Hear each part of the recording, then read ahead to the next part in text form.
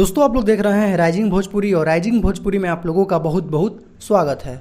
दोस्तों हमारी Bhojpuri film industry अब वो नहीं रही जो पहले थी। पहले की तरह ये नहीं कि 20-25 दिन में फिल्म का शूटिंग खत्म हो जाता है। अब फिल्मों पर काम हो रहा है और डेढ़ महीना तक फिल्म का शूटिंग चल रहा है।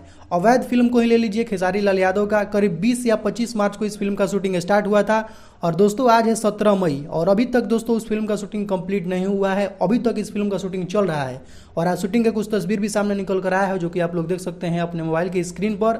बाकी भोजपुरी फिल्मों पर काफी सीरियसली काम हो रहा है। खेसारी लाल यादव का आज एक फिल्म का मोशन पोस्टर आउट हुआ था जो कि आप लोग देख सकते हैं अपने मोबाइल के स्क्रीन पर और इस फिल्म का पोस्टर को देखकर आप लोग अंदाजा लगा सकते हैं कि ये फिल्म पर काफी ज्यादा काम हुआ है। सीरियस टॉपिक पर अब फिल्में बन रही हैं। ये नहीं कि पहले की तरह थोड़ा आइटम सॉन्ग डाल दिए, थोड़ा रोमांटिक सीन डाल दिए, मारधाड़ डाल दीजिए, फिल्में चल जाती थी।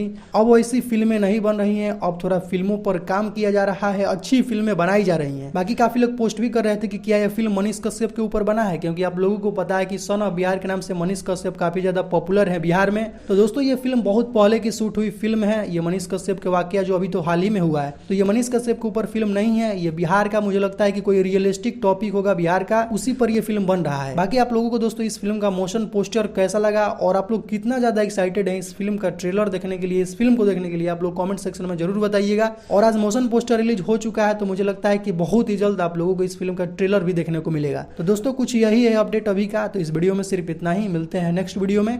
Thank you so much.